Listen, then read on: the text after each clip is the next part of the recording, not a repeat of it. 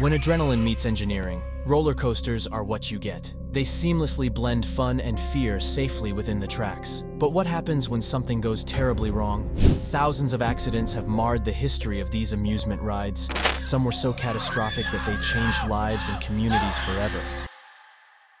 In 1999, the Wild Wonder disaster in New Jersey had a mechanical failure that caused a car to derail, resulting in the tragic deaths of 2 people and injuries to others waiting at the station. In 1930, at Krug Park in Omaha, Nebraska, the Big Dipper roller coaster, filled with laughter and screams of excitement, suddenly turned into a devastating crash that led to 4 deaths and injured more than 20 people. What series of failures caused these accidents? Are the staff workers at the rides to blame, or the manufacturer, or are the riders to blame? Today, we will delve into the harrowing details behind the top 5 deadliest roller coaster disasters ever recorded. Stop it! The first is the Big Dipper roller coaster accident in Nebraska in 1930. On a warm summer evening in 1930, folks gathered at Krug Park in Omaha, Nebraska to enjoy some good old-fashioned fun. Little did they know that their laughter and excitement would soon turn to horror. People were chatting, eating cotton candy, and taking turns riding the star attraction, a roller coaster called the Big Dipper. Just as another group boarded the 4-car coaster, the sound of cracking wood pierced the air, followed by terrified screams. The coaster and its 23 riders plummeted 35 feet to the ground. Chaos erupted. People ran frantically, searching for their friends and family among the wreckage. One witness described the scene as a veritable hell until ambulances finally arrived. 4 people died that day, and over 20 others were hurt. Among the victims was 29-year-old Gladys Lundgren. She had been visiting Krug Park with her husband and decided to ride the Big Dipper with a family friend. Neither of them survived. A young man named Tony Politica also lost his life. He had invited his sister Mary for a ride. She survived, but was left in critical condition with a fractured skull. Ruth Farrell, a 15-year-old high school student, was the 4th victim. The cashier on the roller coaster was so traumatized by what she saw that she collapsed and needed medical help too. The newspapers the next day were filled with heartbreaking stories and eyewitness accounts. Investigations soon revealed that faulty equipment was the root cause of this devastating accident. The whole community was in shock, and the disaster became a dark chapter in the history of roller coasters in the United States. It was so bad that it led to the eventual closure of Krug Park itself. Even after the park tried to win people back with a new arena in 1932, bad luck struck again when a grand ballroom burned down. By 1940, the park had closed its doors for good. This terrible event forced people to look more closely at the safety of amusement rides, leading to stricter regulations.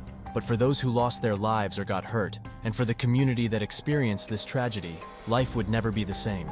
The Big Dipper disaster serves as a grim reminder that sometimes a quest for thrills can turn into a life-altering catastrophe. As they say, history often repeats itself, and tragically, it did. What if we told you that using inferior materials on a roller coaster led to the deaths of 2 people? In 1999, on the shores of New Jersey, the roller coaster Wild Wonder promised its riders a good time. Like any other summer, people lined up, eager to experience the sharp turns and sudden drops. But on August 28th, something went terribly wrong.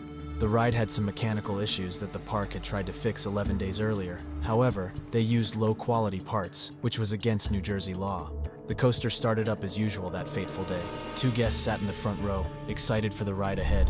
But disaster struck as they were nearing the top of a 35-foot hill. The chain that pulls the car up the hill disengages. Normally, a safety mechanism would kick in to stop the car from rolling backward, but this time it failed. The car rushed back down the hill, took a sharp turn, and the unimaginable happened. The high speed and force threw both riders out of the car, and sadly, they didn't survive. Investigators tried for a second day to learn why the car carrying Kimberly Bailey and her 8-year-old daughter Jessica somehow disengaged from its tow chain at the peak of its steep climb and plunged backward. 2 other riders waiting in the station also got hurt when the runaway car smashed into theirs. Later investigations showed that the safety mechanism was worn out and couldn't hold the car back. This disaster didn't just affect those directly involved. It led to stricter laws for amusement rides in New Jersey. The fines for breaking these laws jumped from $500 to a whopping $5,000. To try to understand in exactly what way the ride malfunctioned. We know what happened, but we don't know what went wrong to cause it to happen. New Jersey rewrote its amusement ride safety code 2 years ago, increased the number of inspectors and inspections. The state says there have been 20% fewer serious accidents this year than last year. Next is Topscan Adventureland in 2005. Adventureland, a popular amusement park in Farmingdale, New York, faced an unimaginable tragedy. 2 deaths on the same day. First, 18-year-old Steven, a ride operator, was testing a kid's ride late at night. A car on the ride hit him and pinned him underneath. Even though rescuers got him to the hospital quickly, Steven didn't make it. The next morning, the park opened its doors as if nothing had happened. Nobody knew about the accident earlier. Among the visitors was Barbara Brady, a 45-year-old woman from a group home. Barbara chose to ride the Topscan, a roller coaster that spins you around in all directions. She sat down on a wing-like seat that fits 5 people. The ride's operators secured her in with an overhead harness. No seatbelts here, just the harness. At first, everything seemed perfect. Barbara screamed with joy as the coaster took her higher and higher, spinning her around. She could see the whole park from up there. But then, something terrible happened. Barbara realized she was no longer in her seat. She was flying through the air. She screamed for help, but it was too late. Barbara flew over a 20-foot fence and crashed into a parked car in the lot. The impact killed her instantly. The park faced 2 big questions. How did these tragedies happen? Were the rides safe? Investigators couldn't find anything wrong with the Topscan ride. There were no weight limits, and all the safety checks seemed fine. Even though Adventureland is still open today and considered safe, the memories of that tragic day linger. Later, the park faced a $10 million lawsuit for injuring a young boy. But nothing like that fateful day has happened since. After hearing about the tragedies at Adventureland in New York, it's hard to shake the thought that accidents can happen even in the happiest of places. But the park in New York isn't alone. In 2007, a theme park in Japan named Expoland faced its own devastating accident that changed everything. On May 5th, 2007, it was a typical sunny day at Expoland in Osaka, Japan. One of the main attractions was Fujin Reijin II, a stand-up roller coaster. People stood on the coaster instead of sitting. For 15 years, it had thrilled riders without any major problems. But that day, everything went horribly wrong. There was a loud crack as the coaster roared over its second hill. The train kept going, but one of the wheel assemblies had snapped. The broken wheel assembly finally fell off with the coaster racing at 15 miles per hour. The car tipped, and the riders slammed into a maintenance walkway. 1 woman died instantly, and many others were hurt, about 19 people. Witnesses were so shocked that some had to go to the hospital too. So, what went wrong? Investigators found out that the park hadn't been taking care of the ride like they should have. Expoland was supposed to check the ride's parts using special tests, but they didn't. Instead, they just looked at it with their eyes and said it was okay. They even used glue to hold together parts that were falling apart, and the company that made the ride, Togo, had its own problems. Their design put too much stress on certain parts, making breaking them easier. The accident was a wake-up call for Japan. Afterward, the government checked every roller coaster in the country. They found other rides with issues and made new rules to keep people safe. Some smaller parks couldn't afford to follow these new rules and had to close down. 2010 saw another accident. This time, it was a 2-in-1 type of accident. One of the most tragic amusement park accidents ever occurred at Eco Adventure Resort in Shenzhen, China. The ride was called Space Journey and was supposed to simulate the Apollo 11 mission to the moon, but things went horribly wrong. Space Journey wasn't even a roller coaster. It was like a spinning carnival ride on a 50-foot vertical spike.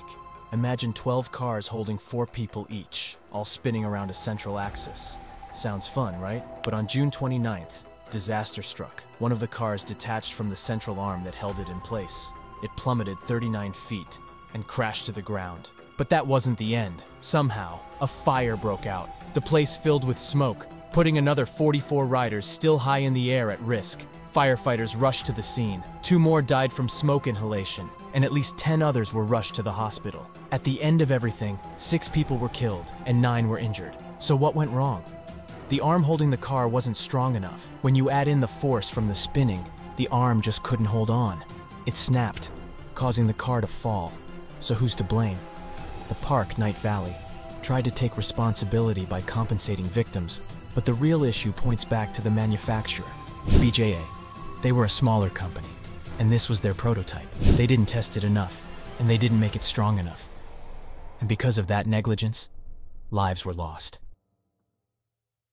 The tragic tales encountered at the place of happiness are often heartbreaking. It only leads to one thing: safety. This involves the riders, park operators, and manufacturers. No one comes to an amusement park intending to carry home pain. Let's learn to make these places exciting without fear or worry. Please share your views on these stories in the comments section. Don't forget to like, share, and subscribe.